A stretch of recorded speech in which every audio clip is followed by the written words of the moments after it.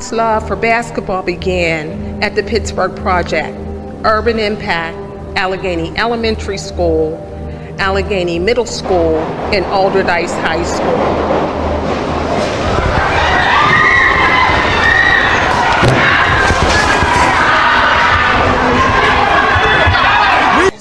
But whoever did this, let me tell you something. God gonna have his way with you because there was no reason for this to happen today. We need to make sure that this never happens again. And we will be working around the clock to do whatever's necessary to apprehend those that did this heinous thing today. A mother grips a trembling tissue, a child shifts in the pew, and then 20 shots rip through the air, bodies dropping instantly, not from prayer but from bullets.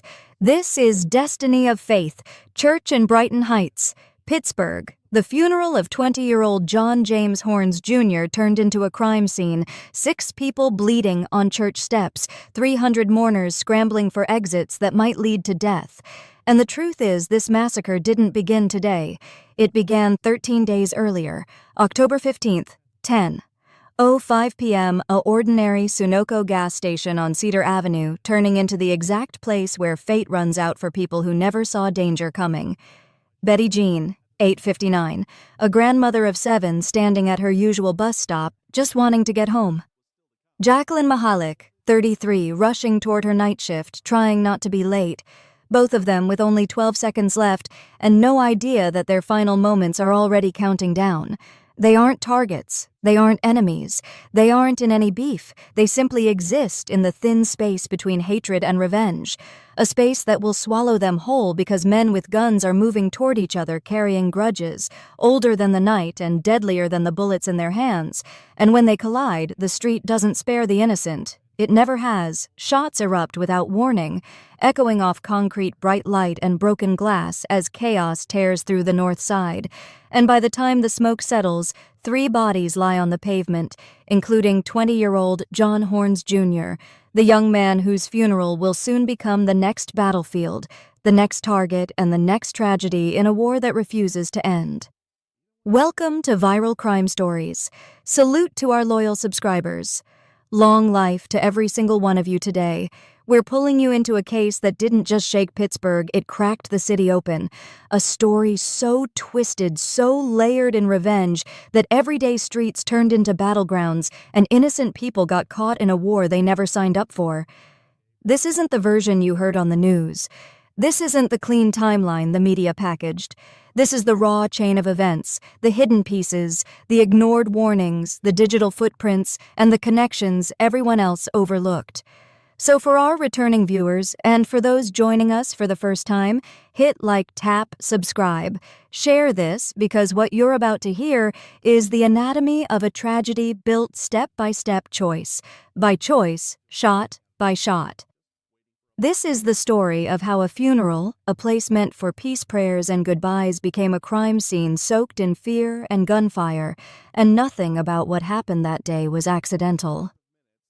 John Horns Jr. just turned 20 in August, a young man still trying to carve out his place in a world that kept pulling him in the opposite direction. Ambitious, but surrounded by pressures that move faster than dreams.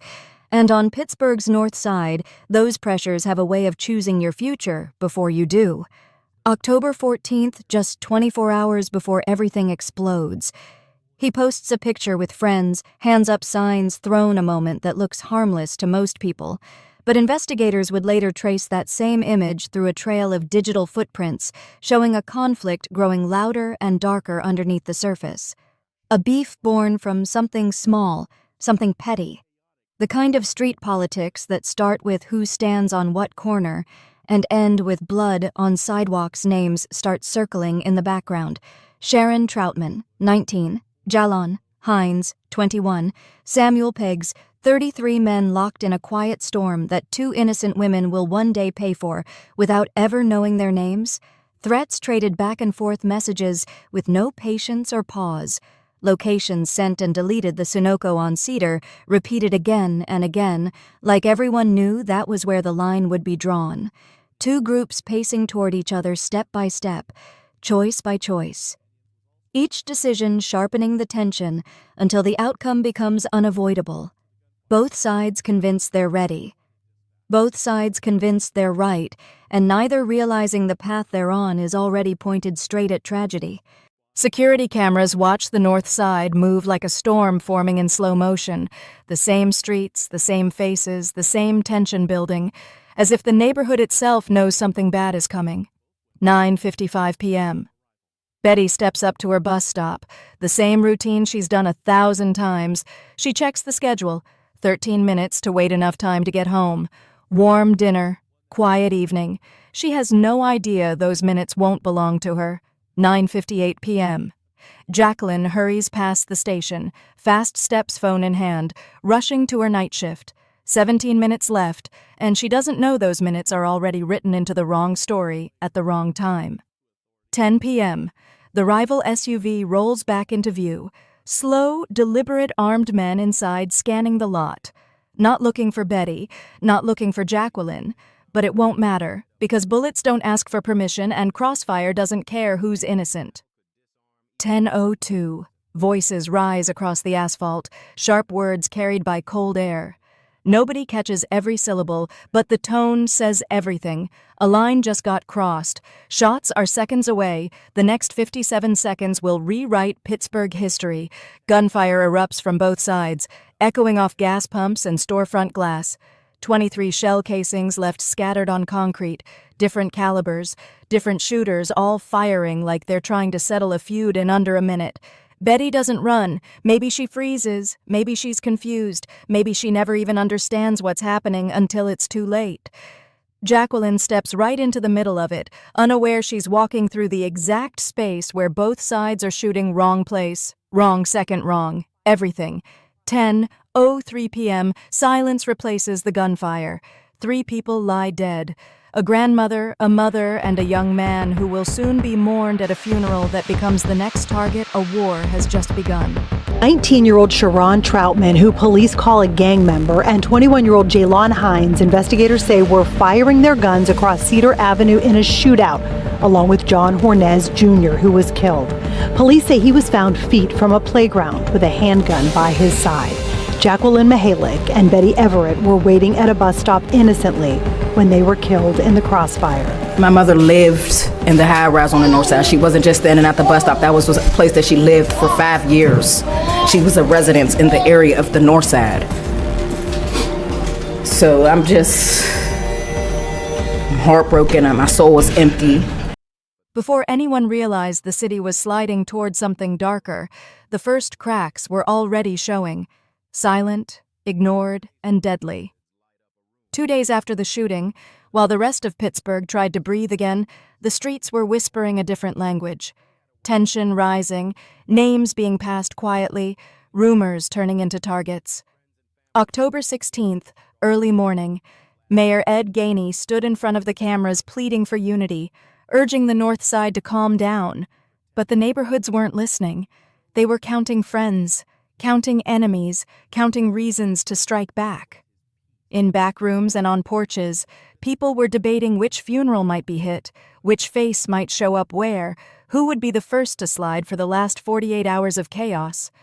Meanwhile, the Horns family, still stunned, still trying to understand how a 20-year-old's birthday month turned into a burial, started planning the service, asking for protection, asking for peace, asking for the city to keep watch. And they did get officers, but not the right ones, not in the right place, and not at the right time, because a single address entered wrong would ripple into everything that followed, a tiny mistake about to cost lives no one saw coming. By 4 a.m., Pittsburgh wasn't sleeping. Major crimes had already carved the North Side into a giant chessboard, every block a square, every camera a potential witness, every shadow a clue waiting to betray somebody. 50 detectives fanned out, 6 surveillance networks were pulled up at once, and within hours the investigation locked onto a single thread, a black Hyundai Tucson, quiet, ordinary, but suddenly the most important vehicle in the city, registered to Samuel Pegues, a name investigators would repeat 100 times before sunrise. Then the tips started flooding in, more than the department had ever seen, not because people suddenly trusted the police, but because this time the victims were grandmothers, mothers, working women, people the neighborhood wasn't willing to ignore. October 17th, the first break. Jalon Hines arrested at the hospital, still carrying the weight of the night before. October 18th, another hit. They find Sharon Troutman, and ballistics tie his weapon directly to Horns's death, the evidence snapping into place like it had been waiting. But even as detectives started connecting dots, nobody realized the investigation wasn't stopping the streets from moving. Things were already in motion, alliances shifting, retaliation simmering, and what came next wasn't something anyone in that command center could control. By October 20th, the grief hadn't even settled, yet the threats were already circling. Quiet posts, coded messages, screenshots passed around like warnings from another world, all carrying the same promise. John Horns Jr.'s funeral would not go untouched. The family meets with the funeral director and instantly realizes this won't be a normal goodbye, because every hour brings a new signal that someone out there wants the service to become the next battleground. October 26th, the family officially asks for police protection, a desperate attempt to prevent another tragedy. October 27th, officers get the assignment, but the mistake is baked in from the very beginning. They're dispatched to the wrong funeral home, 3 blocks off target, a tiny error with catastrophic consequences. Then comes the morning of October 28th. The officers check the wrong location, see an empty lot, find no threat, and drive away. Meanwhile, at the real church, the real mourners are gathering, unaware that the protection they were promised isn't coming. And whoever made those threats now has a clear path, 12:02 p.m. Figures begin to appear outside Destiny of Faith Church. Silent shadows moving into place like predators waiting for the right moment. 12:04 p.m. The first shots tear through the air, automatic fire erupting from multiple shooters positioned with chilling coordination. 6 people collapse outside, while inside 300 mourners freeze in terror, diving for the floor, crying, screaming, desperate to survive a casket, abandoned at the altar. Funeral programs scattered across the floor, children running, elders crawling behind pews, 90 seconds of chaos, 90 seconds that shattered every expectation of safety, every sacred promise of peace, the noise, the confusion, the fear rippling through every soul inside the building, and by the time the police arrive, they face a scene they were meant to prevent, a scene that no badge could undo. Officers carry the casket out, symbolic protection arriving too late to shield the innocent from a violence they never asked for. Arrests come quickly. Sean Davis, 19, a 16-year-old shooter. More names will follow in the days ahead, but the rhythm of retaliation doesn't stop. It doesn't pause for the courts or the cameras. It moves on its own. Families speak out, voices trembling. Communities mourn silently. Streets filled with echoes of what was lost. Numbers on a report can never capture empty chairs at dinner tables.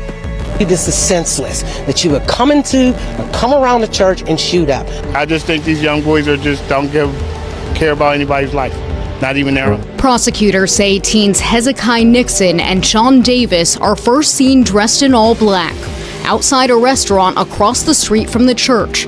For about 20 to 30 minutes, the two people appear to survey the area. And at one point, you see one holding a handgun and another hiding something under their clothes. Eventually, they cross the street and open fire.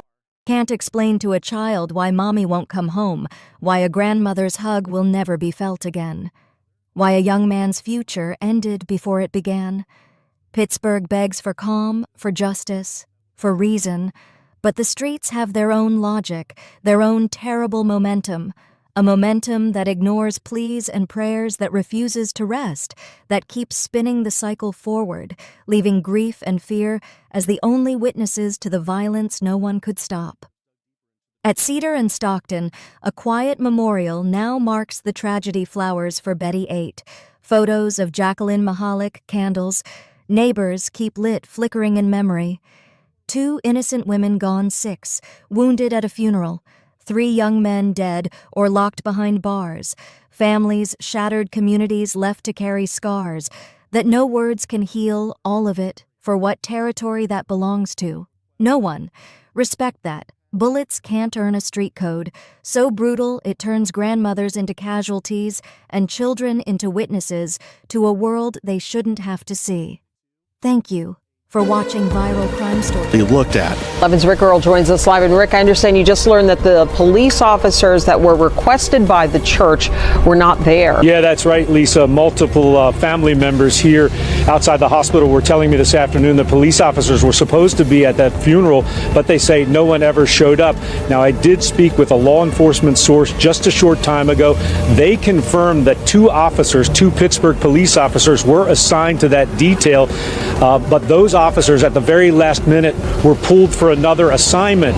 After completing that other assignment, those officers planned to return to the funeral, and that's when the shots were fired and the shooting broke out. Again, my source telling me it's not normal procedure for Pittsburgh police officers to attend these funerals, but they suspect there was somebody anticipating possible trouble at that site, and that's why those officers may have been requested in the first place. Again, those officers pulled for another assignment, and then they were going back to the church, and when they were on their way back, the shooting happened. We'll dive into the case that made veteran detectives quit the evidence that disappeared the killer who walked free stories. The media barely touched stories that demand to be told. Subscribe now because some truths can't wait. Stay safe and never forget Betty 8 and Jacqueline Mahalik, 2 women who died simply for being in the wrong place at the wrong time when men decided to solve problems with bullets.